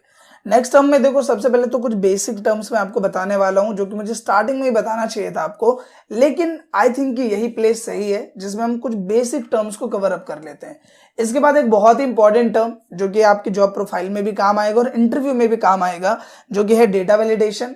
एक टर्म और बहुत ज्यादा इंपॉर्टेंट है जो कि इंटरव्यू में पूछा जाता है, फ्री स्पेस, और सबसे लास्ट होगा हमारा टर्म मैक्रो। तो सबसे पहले यहाँ पे बेसिक टर्म वाला जो कॉन्सेप्ट है वो हम क्लियर कर लेते हैं। देखो, एक चीज जो कि एक्सेल का बहुत ही ज्यादा प्लस पॉइंट है कि आप एक्सेल में जो इतने भी सेल्स है उसमें अपना जो कैलकुलेटिंग पार्ट है जो कि एज अ कैलकुलेटर आप यूज कर सकते हो, वो भी सिर्फ एक सिंगल ट्रिक के साथ जो कि है इक्वल। जैसे कहने का मतलब, मैं यहाँ पे आता हूँ, मैंने किया इक्वल, और मैं यहाँ पे लिखता हूँ 10 + 18, मैं एंटर करूंगा तो इसका जो भी सॉल्यूशन है वो यहाँ पे आ जाएगा। मैंने क्या इक्वल, मैंने क्या 10 × 5, मैंने क्या एंटर तो आ गया 50। मैंने क्या इक्वल, और मैंने यहाँ पे लिखा 45 / 5, मैंने क्या एंटर तो ये आ गया। तो कुल मिला के आप इक्वल करके जो भी मैथमेटिकल इक्वेशंस करना चाहते हो एक्सेल में, वो काम आप बड़ी आसानी से कर सकते हो। इसी तरीके से आप यहाँ पे देख पा रहे हो कि मैंने एक डेमो तैयार किया हुआ है जहाँ पे कुछ कस्टमर के नाम है, उन्होंने कुछ प्रोडक्ट खरीदे हैं जिसका रेट मैंने यहाँ पे लिखा है, उसकी क्वांटिटी लिखी है और मुझे उनका अमाउंट निकालना है। अब यहाँ पे सिंपली आप देखो, एक बुक का प्राइस कितना है 80, टोटल पीस लिए उन्होंने 100, तो इसका प्राइस कितना होगा? हमने क्या इक्वल, इस सेल को हम सेलेक्ट करेंगे, मल्टीप्लाई कर दिया इस सेल को। हम यहाँ पे बाय डिजिट नहीं लिखेंगे, क्यों नहीं लिखेंगे वो भी मैं समझाता हूँ। तो मैंने क्या यहाँ पे एंटर तो ये आ गया 8000। कुछ लोग के दिमाग में आ रहा होगा कि अभी आपने मैथ हमको बताया तो हम ऐसे क्यों ना कर लें।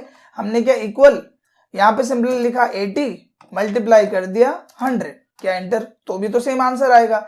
देखो इसका नुकसान क्या है कि जब आप सेल सेलेक्ट करके करते हो, जैसे यहाँ पे अगर मैं आपको शो करूं, हमने सेल को सेलेक्ट करके किया है, तो यहाँ पे फायदा क्या है कि जब आप इसे कोने में आओगे, प्लस का सिंबल आएगा, आप ड्रैग करोगे तो ऑटोमेटिकली सबका डेटा यहाँ पे आ जाएगा। लेकिन जब यहाँ पे आते हैं और इसे हम ड्रैग करेंगे तो सब में वही वैल्यू आएगी जो कि है 8000। क्यों? क्योंकि ये जो वैल्यू है इसमें हमने एक कांस्टेंट वैल्यू दी है 80100 और इसमें हमने रेफरेंस दिया है। वो रेफरेंस क्या है? इस वाले सेल का और इस वाले सेल का। तो ये क्या करता है कि जब नीचे करते हैं तो ये रेफरेंस इसका पकड़ लेगा। देखो यहाँ पे आए तो अब इसने रेफरेंस इसका ले लिया, फिर यहाँ पे आए तो इसने रेफरेंस इसका ले लिया। तो ये फायदा है सेल सेलेक्ट करके करने में और कांस्टेंट वैल्यू को पुट ना करके करने में। सो आई होप कि ये टर्म आपको क्लियर हो गया होगा। इसके बाद एक बहुत ही इंपॉर्टेंट टर्म कि अभी आप देखो कि यहाँ पे डेटा बहुत ही ज्यादा सिंपल लग रहा है। अगर मैं बोलूँ ये 80 है तो ये 80 क्या है? रुपीज है, डॉलर है, युआन है, क्या है? क्योंकि बेसिकली तो हम अकाउंटिंग फॉर्मेट शो करेंगे।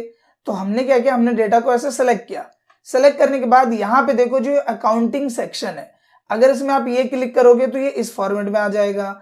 अगर आप इसे हटा देते हो, सपोज मैं यहाँ पे जनरल फॉर्मेट कर देता हूँ, मैंने किया जनरल, तो यहाँ पे आप देखो कि करेंसी का ऑप्शन है, आपने किया रुपीज, तो इस तरीके से रुपीज वाला फॉर्मेट आ गया। यहाँ पे अमाउंट है, इसको भी सिलेक्ट किया हमने। सिलेक्ट करने के बाद यहाँ पे गए, आपको डॉलर सेलेक्ट करना है, जो भी सिलेक्ट करना है, तो हम रुपीज सेलेक्ट करते हैं, वो आ जाएगा इस तरीके से। तो अभी आ रहा है बिल्कुल अच्छे फॉर्मेट में।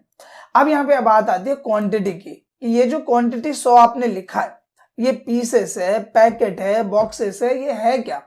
तो हम यहाँ पे बोल रहे हैं पीसेस। तो इसके लिए आपको करना क्या पड़ेगा, ज्यादातर लोग गलती क्या करते हैं कि वो यहाँ पे आएंगे और इस तरीके से लिख देंगे पीसेस। अब जैसे आप ये लिखोगे, आपने क्या एंटर, तो यहाँ पे आपको एरर मिल जाएगा। एरर क्यों मिला? क्योंकि देखो 80 और 100 को गुना करना मैथमेटिकल इक्वेशन है, लेकिन पीसेस को कैसे मल्टीप्लाई करोगे, वो तो अल्फाबेट है। तो इसके लिए एक ट्रिक होती है एक्सेल की। वो क्या होती है, आपको इस रेंज को सेलेक्ट करना है। सेलेक्ट करने के बाद नंबर सेक्शन में जाना है। जाने के बाद आप यहाँ पे सिंपल कस्टम में जाओगे और यहाँ जनरल को कट करोगे। कट करने के बाद आपको सबसे पहले लिखना है हैश।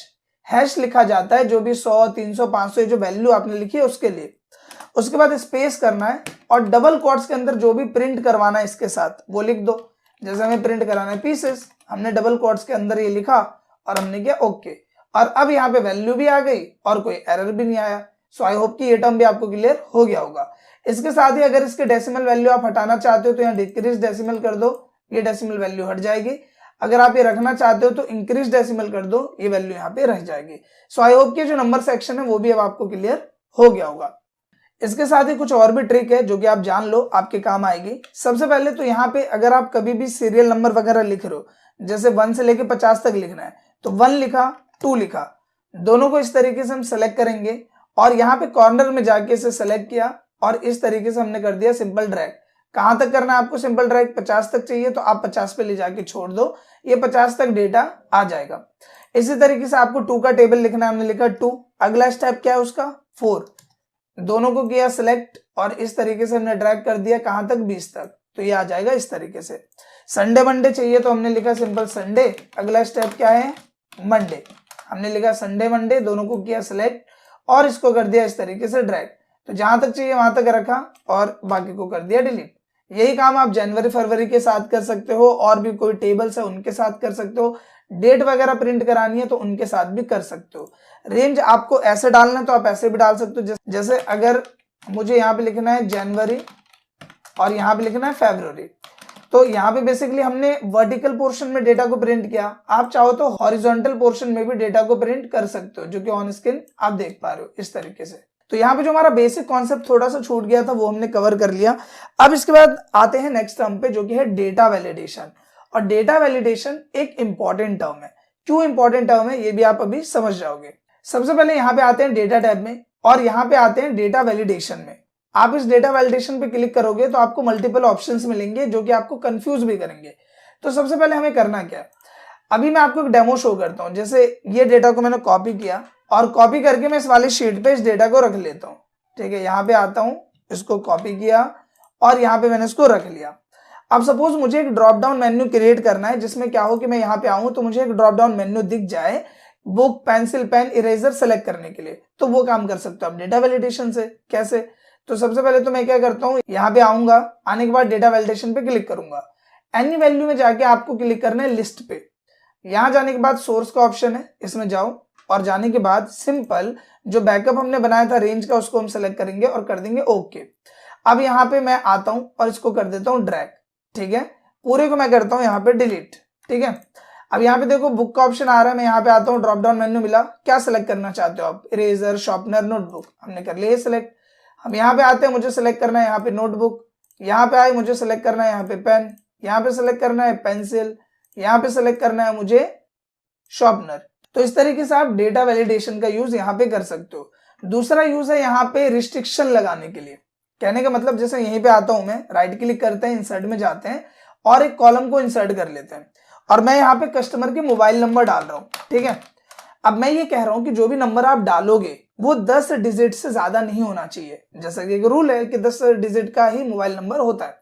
तो अब वो कैसे होगा, तो आप यहाँ डेटा वैलिडेशन में जाओ और जाने के बाद यहाँ पे आपको सिंपली एक ऑप्शन मिलेगा जो कि है टेक्स्ट लेंथ का, आप इस पे क्लिक करो।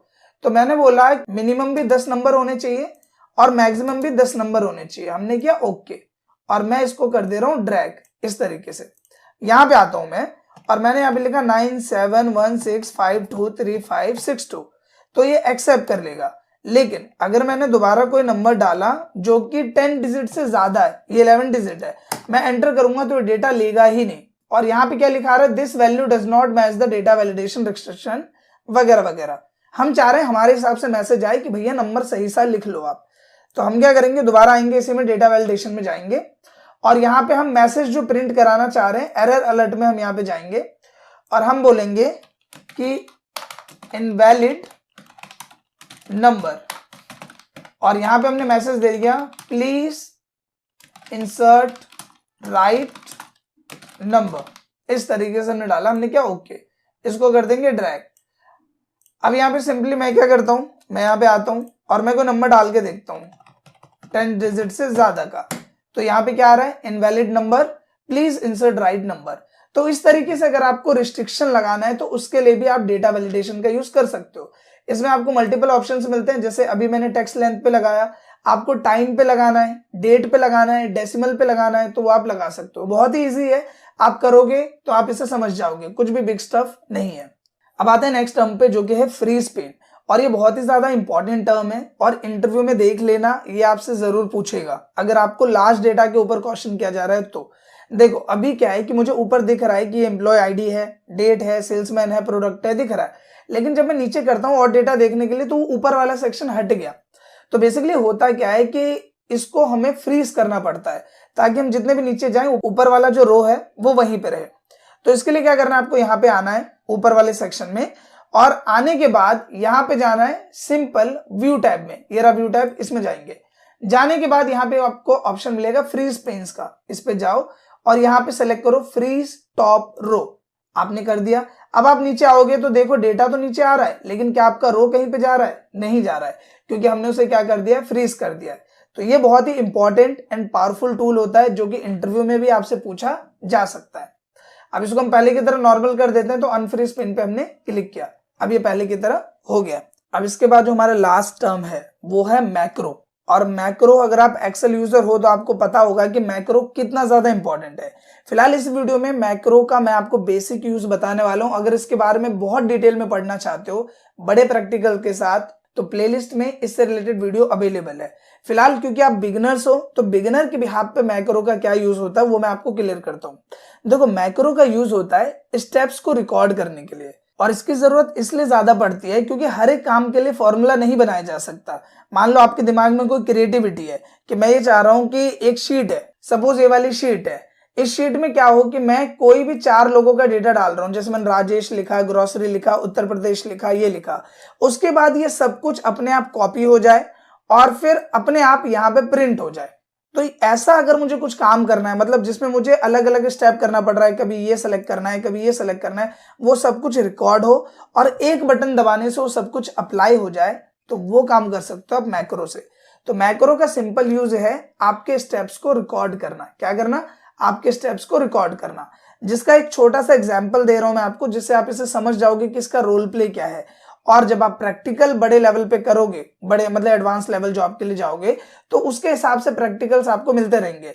जैसे ऑटोमेटिक डेटा एंट्री सॉफ्टवेयर जो बनाया जाता है, उसके लिए भी इसका यूज किया जाता है मैक्रो का। इसके अलावा कई जगह पे डेटा हमें रिट्रीव करना है तो वहां पे भी मैक्रो का यूज होता है। तो फिलहाल आप इसका बेसिक टर्म समझो, उसके बाद एडवांस लेवल किसी और वीडियो में। तो सबसे पहले तो आपको यहाँ पे एक डेवलपर टैब मिलता है। अगर आपके एक्सेल में डेवलपर टैब ऑन नहीं है तो वो कैसे ऑन करोगे वो मैं आपको बता देता हूँ। आप ऊपर में customize quick access toolbar देखते हो, इस पे क्लिक करो। क्लिक करने के बाद आपको ऑप्शन मिलेगा मोर कमांड्स का, इसमें जाना है और जाने के बाद यहाँ ऑप्शन मिलता है कस्टमाइज रिबन, इस पे क्लिक करना है। क्लिक करने के बाद अभी आप देखो डेवलपर टैब मेरा जो है वो यहाँ पे चूज है। अगर ये सिलेक्टेड नहीं है तो आप इसको सेलेक्ट कर देना और ओके कर देना, तो ये आ जाएगा। फिलहाल आते हैं डेवलपर टैब पे, तो यहाँ पे आपको ऑप्शन मिलता है रिकॉर्ड मैक्रो का। अब मुझे यहाँ पे क्या रिकॉर्ड करना है, तो सिंपली अगर हम सिर्फ इसी डेटा के बिहाफ पे बात करें तो मान लो कि ऐसा डेटा हमारे पास 4-5 जगह है, या फिर हम क्या करते हैं इसी की कॉपी क्रिएट कर लेते हैं।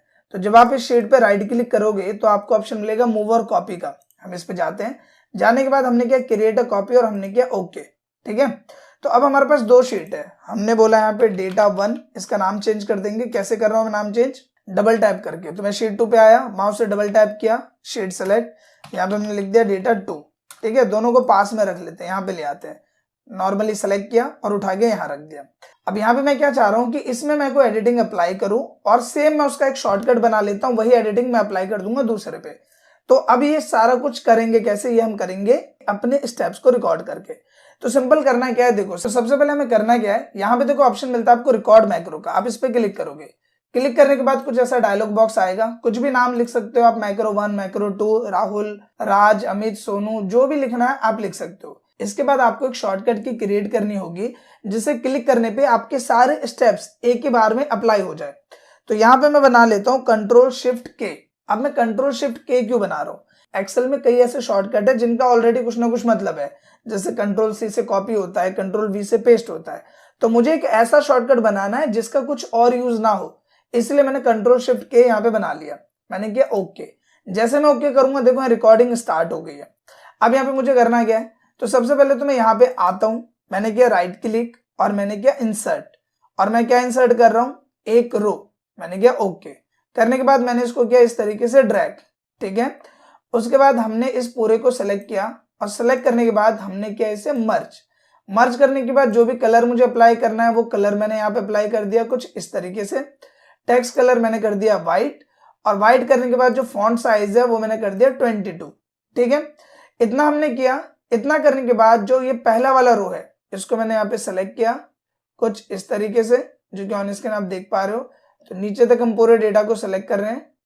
सेलेक्ट करने के बाद यहाँ पे आएंगे और मैंने इसका जो ये फॉर्मेट है वो चेंज कर दिया, मैंने इसको किया बोल्ड।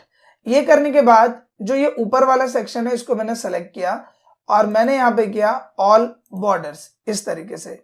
इसके बाद यहाँ पे जो क्वांटिटी वाला पोर्शन है इसको मैंने सेलेक्ट कर लिया कुछ इस तरीके से सिंपल, और सेलेक्ट करने के बाद इसका कलर मैंने किया रेड और टेक्स्ट कलर मैंने कर दिया व्हाइट और फॉन्ट मैंने कर दिया यहाँ पे बोल्ड। तो आप यहाँ पे नोटिस कर रहे हो मैंने काफी सारी चीजें की। अब मैं सिंपल डेवलपर टैब में जाऊंगा और मैंने किया स्टॉप रिकॉर्डिंग। तो अब क्या हुआ, जितनी भी चीजें मैंने करी वो सब कुछ रिकॉर्ड हो गया। और मैं यहाँ आता हूँ डेटा 2 में, इस वाले टैब में। जैसे मैं यहाँ पे वो शॉर्टकट प्रेस करूंगा, देखो डेटा आपके सामने है, क्या शॉर्टकट बनाया कंट्रोल शिफ्ट, और जैसे मैं के को दबाऊंगा वो सब कुछ इस पे अप्लाई हो गया। ये अलग शीट है, देखो ये है डेटा 1, ये है डेटा 2। तो कहने का मतलब अगर आपके पास कोई ऐसा डेटा है, कोई ऐसे शीट है या कोई ऐसा काम है जहां पे आपको अपने स्टेप्स को रिकॉर्ड करना है, तो उसके लिए आप मैक्रो का यूज करते हैं। अब यहाँ पे सिंपली मैं इसका टाइटल अलग डाल देता हूँ, डेटा शीट ऑफ 2021, और इसका हमने डाल दिया यहाँ पे डेटा शीट ऑफ 2022। तो इस तरह से मैक्रो का यूज करते हैं एंड आई होप कि आपको क्लियर हो गया होगा। इसके बाद नॉर्मली फाइल ऑप्शंस के बारे में आई होप आपको पता ही होगा। न्यू से आप नया पेज ले सकते हो, मतलब अगर आपको एक नया वर्कबुक लेना है तो उसके लिए आप न्यू पे क्लिक करोगे। किसी भी फाइल को अगर आप सेव कर देते हो, जैसे सपोज मैं कंप्लीट एक्सेल ट्यूटोरियल के नाम से मैंने इसको सेव किया है, अब अगर मैं इसको बंद कर देता हूँ और मुझे इसी को खोलना है दोबारा, तो फाइल में गए, ओपन पे क्लिक किया और यहाँ देखो कंप्लीट एक्सेल ट्यूटोरियल हमने क्लिक किया और वो फाइल यहाँ पे खुल जाएगी। इसके बाद नॉर्मली सेव एज, जिसकी मदद से आप अपने फाइल को सेव कर सकते हो, और प्रिंट से आप नॉर्मली उसका प्रिंट आउट निकाल सकते हो। प्रिंट के टाइम किन बातों का ध्यान रखना चाहिए वो मैं आपको बता चुका हूं, सो आई होप कि वो दिक्कत आपको नहीं आएगी। सो गाइज नॉर्मली अगर आप एक फ्रेश एक्सेल यूजर हो, अगर